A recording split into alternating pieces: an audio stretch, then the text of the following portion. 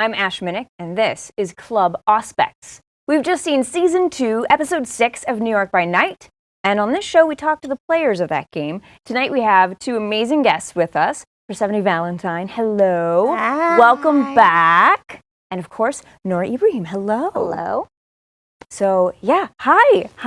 Hello. Sup? So, as you know, this is where we talk about what just happened.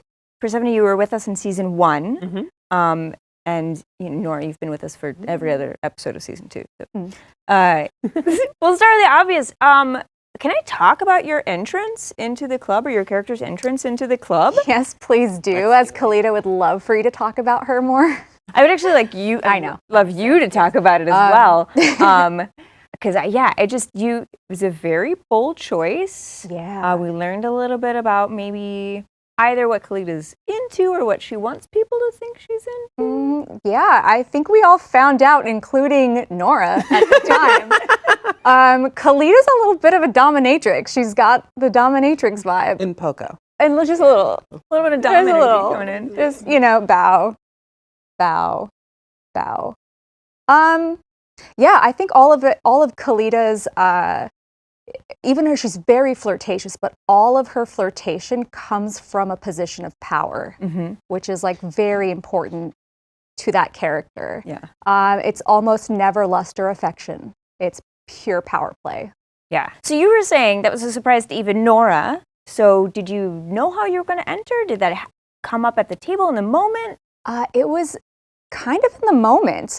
It was a little bit of a callback to when Khalida and Kiem first entered the club two nights prior, where she had that moment with one of the potential club goers, and she did make him like, how are you going to show me that you deserve it? And he did kneel, and she lifted him back up and had him escort her in. So I just kind of wanted to take that and amplify the hell out of it. I think it got amped. Yeah, I think so too. Yeah. You got vamped. And I didn't know how until that very moment when it happened. And even up the end, I was like, oh, wow, I just did that. Yeah. Also, don't think I didn't hear that. Got vamped. I heard that. I heard it. And yeah, we caught it. We'll acknowledge That's it. why I'm here. Yes. It's just puns. That's Yeah. the whole reason I hang out. So you have been with Simone has been with the Anarch cotery, and you got to play with them, and now you're playing with the Camarilla, and you have an entrance like this. So what were your initial sort of like? What are the big differences in playing with these two coteries? It's honestly, it's like two different groups of teenagers trying to figure out what they want to be when they grow up. But tell me how I'm better. It's very different because like the Camarilla side, like they've been told what they should be, what they want to be, and they're like slowly trying to figure out like, is that actually what I want? Which is similar to the Anarchs, but the Anarchs are very much like, we don't know at all what we want to be. We don't know at all what we're going to do or anything. And it's just, the ways that they find their way through the world are different. Like there's a freedom and like a fiery passion with the Anarch group. And there's like this prideful, almost fully arrogant, but like Complete. It's complete. complete arrogance. It's okay to say it. But it's this like much more, I put it, it's like watching people dance at like a masquerade, like watching people dance around each other socially, where the Anarchs were very much like fumbling through the social stuff and fighting and doing all this other like bumbling stuff. This group is like, it's like watching like baby jaguars learn to hunt, that kind of thing.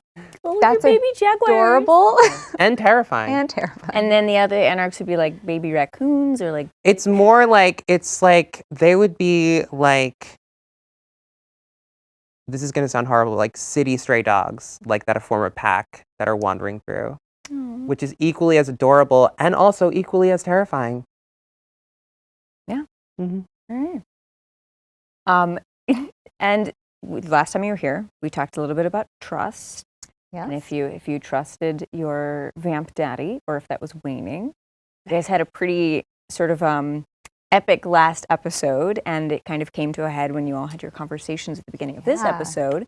So where is that trust on the meter now between your sire and your coterie? It's been kind of a seesaw because Khalida sat down privately with Rafferty and had this long exposition. He told her so many things that she thought, she's like, oh, I have him. And then coming to the club and meeting Simone and finding out like, oh, because we were coming to collect the rent. And Rafferty could have easily told Khalida that, you know, oh, by the way, this is, you know, a business venture of mine as well, but he chose not to. And now the secrets are adding up and it's teetering. And I think Khalida is just like banking, like there's check boxes like, okay, he told me this, but he didn't tell me that and I had to find out somewhere else. And he told me this. And who's this person I don't know about that all of a sudden is like my sister that I'm finding out about? There's a lot that I think at the moment she is assessing. Yeah. And I think it wasn't, if I'm going to be honest, she has lost a little bit of that pure loyalty. Yeah. Yeah. And now there's an assessment of how is this working out for Khalida, because she's very much an opportunist to her core. And now it's like, Ventru. And so it's how is he gonna be beneficial to me? Yeah. So. And it's also got to be a little interesting finding out you have a secret sister and then finding out other people knew before you. Yes. You know. Hello, I'm your favorite child. Tell me a little more information. No. I'm just saying he wanted me to meet the other one first. Just pointing that out. I'm just pointing it out. Just this little note. So, well, he was very disappointed in her, and maybe she ran off, and maybe I'm the favorite now. Well, we'll see. Where's over yet? Y'all both play such fun characters, and they're both such manipulative characters. Oh yeah, totally. I don't know what you mean. Nope, I totally get it. I'm not even gonna pretend. But you both handle it pretty differently. I mean, obviously they're different clans, and they're different characters, and so obviously there's differences. But I'd love to hear how each of you sort of came at that, and how you play the game, as it were, the game behind the game.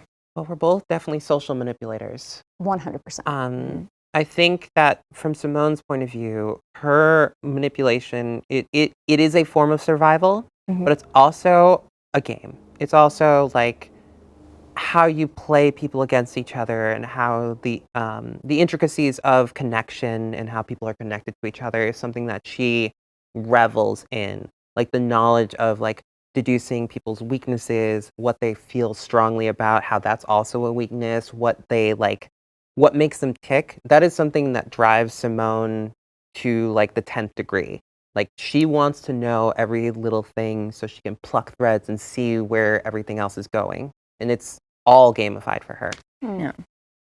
I think for Khalida, it's always about, at the very moment, how do I get this person to do the thing that benefits me? And she's very flirtatious and schmoozy, but it's never from affection. Yeah. It's always from a place. There is one instance that was, I think, genuine, though, and that was that conversation that she had with Braun when he was getting dressed, getting ready to go to the club, and talking about, you know, things of value and things that are important to people, and popularity, how it's all just bullshit and it's all just a game. And I think that was probably Khalida's most genuine moment. But everything else has been like, screw this, do what I want, and how is she going to get it? You had said that it's very much what she wants in the moment. Do you think Khalida is acting right now with a little less foresight than maybe she needs to? Oh, that's a good question. I think Khalida plays the long game in a lot of ways, but maybe she is, losing a little bit of that because now there's so many wrenches thrown into her mindset of how everything works. Yeah. And especially the relationship with Rafferty, like everything's kind of, it's not as, everything's unraveling in just the slightest bit. And I think that is affecting her decision making. Yeah. You can't play the game if you don't know the rules, and you can't break the rules if you don't know the full rule set. Yeah. Gotta learn the rules before you break them. Yeah. And if someone's keeping like half the playlist away from you. Exactly. You can't manipulate the whole situation if you don't know all the details. And now she's finding that she doesn't know all the details. Yeah, and she's maybe being the one manipulated. Maybe. Ooh. Oh, this Perish the thought. It's got to be very stressful for Vintru, which I know nothing about. Oh, I squeak. God. Cut that from camera. No, that's cute. No. We're keeping it. Okay, so let's talk about the walk-off. Yeah! Let's talk about the walk-off. Let's talk. That was so fun. I was so excited when the write-up contained that element from Jason. I was like, okay, it's New York. Ballroom scene's a thing, and there's a walk-off here. I'm in heaven. Yeah. Or possibly hell, dependent on your point of view. It's great. I was so happy.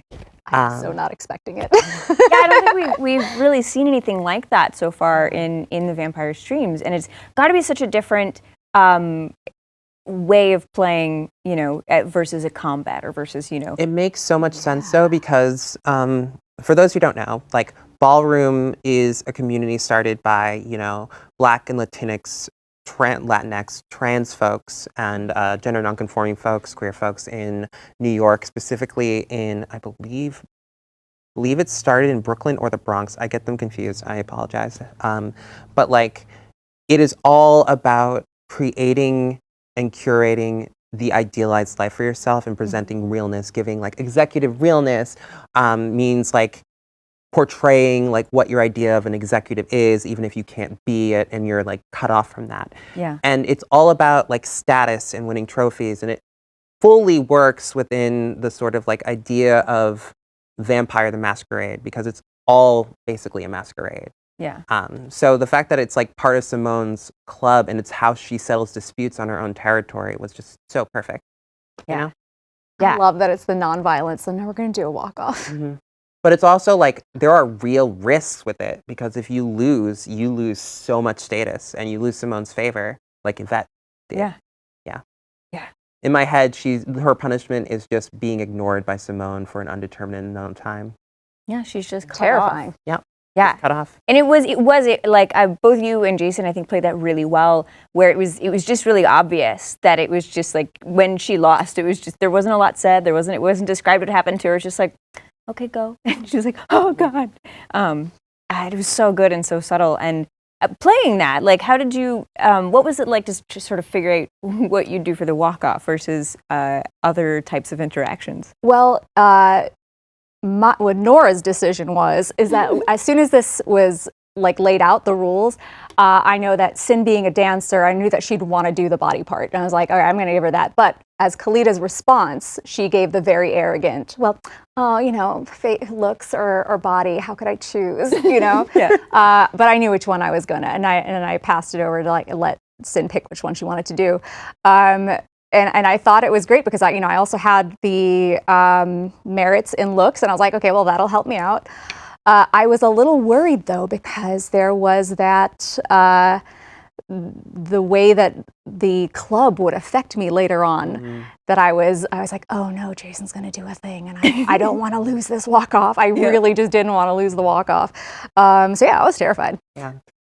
It's also, can I say something that happened in season 1 that it's like crosses over here? Simone did not get involved with the walk-off here when she did with the pit. Oh. And that is very telling, because this is her arena of combat. This is her place of, this is sacred. This walk-off is sacred. No one interferes, not even me. Whereas the pitch was like, Yeah. I like this one. I don't know who this cretin is, but this one I like. Yeah. She didn't interfere, but she did have some control, or at least you as a player did. As the judge, you got to decide sort of what merits they got points or got extra dice for. Was that cool to be able to?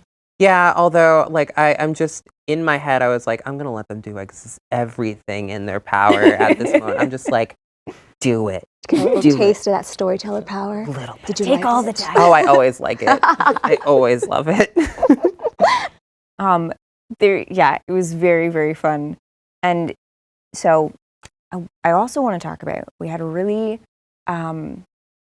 great moment in this episode where Xander's character had a really lovely moment with Simone and was able to talk about, you know, things that his character was dealing with and struggling with and coming out and all of that. And it's interesting because with role playing, you know, it is kind of this really fine line of creating a safe space to address like really kind of deep things. And Vampire is a very dark game, and you deal with a lot of really dark stuff, but you still, I feel like you all do such a great job of managing to create a safe space where people can be truly themselves and talk about sort of real world things that people are going through in a respectful way.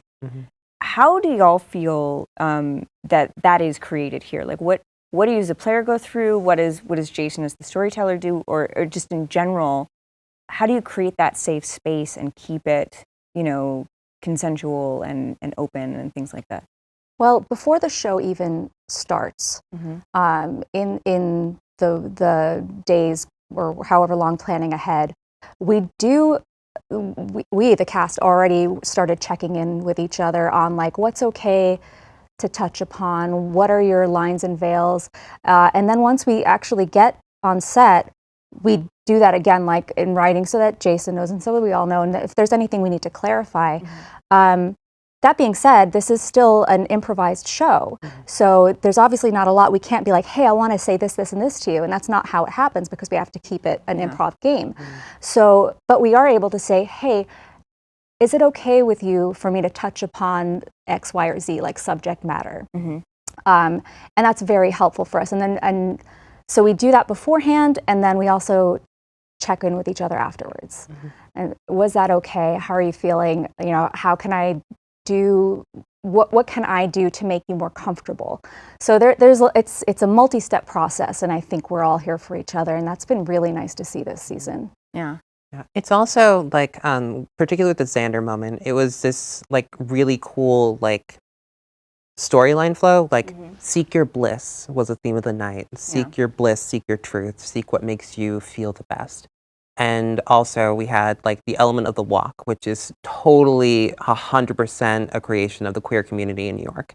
So there was just this like cool parallel of like, we have these two things, and then Xander brought up coming out in the conversation with Simone. So it was just like, what would Simone say other than seek your bliss? Seek what is your truth that gives you pleasure, and screw anyone who says otherwise. Like, there was no way within the like storytelling, like obviously I'm queer, so like I wouldn't say otherwise, but there was no like possible way with the framing of the story for it to go any other way. Like there was no way that it was going to go somewhere else. I also super love the juxtaposition of obviously you are vampires, and it's very, you're both playing very manipulative characters, but Simone has such an emphasis on being your true self through the masquerade, you know, and there was like with the body realness as being the category, and with the Walkoff, and there was just such a big emphasis on be your true self while still fully acknowledging she is a manipulator, you know. And I just, it's a very different take than maybe a Ventru might have. Well, it was interesting because that was like a callback, because in the beginning when Khalida and Braun were getting ready, she tells Braun, you know, whatever it is that you feel people are afraid of you for or whatever, use that. So she's telling him like, manipulate people with it. And then, you know, you like on the juxtapose with that with like, be your true self. So either way, it was like, you know, fuck what everybody else thinks. The other thing too is that Simone is a manipulative character, and she is very self-centered, but like there is something in her that is driven to finding the truth in people, and something that revels in the corruption of self to become the true self. That's how her like faction is, that it's like finding all of the ministry is all about corruption and stuff like that, and her belief is that corruption is the only way to become your truest self and unlife. So like finding those hidden things that people want to hide and making sure that they revel in them, that's super important to her. And it's one of the reasons why she's formed so many connections. And it's one of the reasons why she is helping like the coterie, both of them. Because she wants to know what makes them tick. It's very much like her kink, I guess you could say. Finding all the secrets. That's Well, thank you both so much for joining us at Club Auspex. Thank you. Thanks for having us. Oh, I loved it. I loved it. And thank you for watching. We will see you next episode, the penultimate episode. Very exciting. I wonder what's going to happen. I'm sure nothing interesting, no secrets revealed. Oh, sure. I'm sure it's fine. Yeah, it'll be fine. All right. Thank you. Thanks for coming to the club. Thank you for having Always us. happy to be here. Yeah. Even if I can't shake my butt worth anything. It's okay. Mm. I just realized I have a club too. It's nice. There's not much to shake. I'm in the same boat. Yeah. Solidarity.